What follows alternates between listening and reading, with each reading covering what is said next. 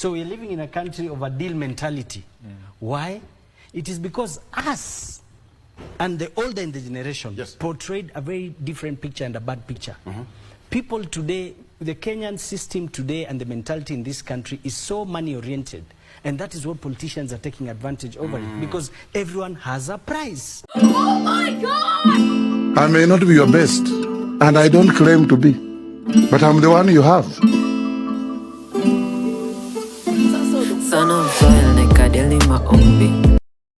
And I repeat, we need to update our softwares. Now, there's one thing you'll agree with me. There's a wise man who said that if you don't teach heritage to the younger generation, be guaranteed they will sell the inheritance when you leave it to them. Because they don't know the value. They don't know the value. Today, if you look at the younger generation below here, when we were growing up, the millenniums, we were taught that growth is a gradual process. You're going up the stairs, slowly, slowly, slowly. Yes. But as a government, as a nation, and this failure is to all of us, we're not even blaming the government, including us as parents, we forgot to teach heritage. And that is why today, the mentality with the youth in this society, all of them want quick riches. I'll tell you the truth. Today, there's no young man who will come and approach you and tell you, please, can you advise me on what I can study to gain these skills? Can you advise me on what I can do to run a business like yours? All of them will come and tell you they want a deal. So we're living in a country of a deal mentality. Why? It is because us and the older in the generation portrayed a very different picture and a bad picture. People today, the Kenyan system today and the mentality in this country is so money-oriented. And that is what politicians are taking advantage over it, because everyone has a price.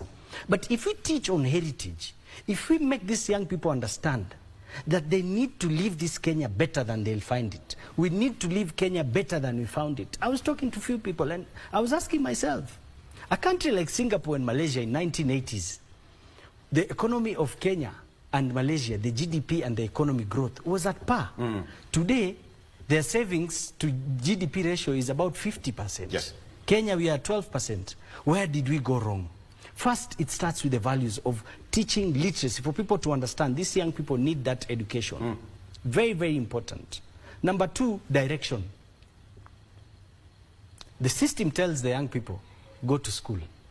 After school, it stays quiet. And that is why today there's been topic all over the week. People discussing whether you should go to university or not go to university.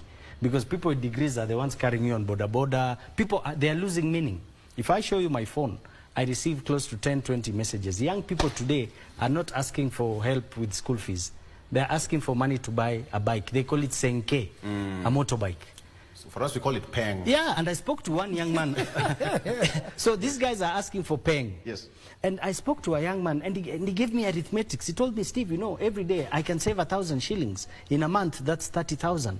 In a year, we are talking about 300,000 plus. Yeah. So in a year, I can be able to buy 2 other bikes. And if I have 2 bikes, I'll be saving 1 million. He made sense to me. But it is because also of the poor leadership of this country. Why am I saying that? Today, we live in a society where the government and the system has taught us that any job is any job. You're telling us that the best jobs is to be a boda rider and to skuma a wheelbarrow. That kazi ni kazi. So our young people are losing hope. Okay.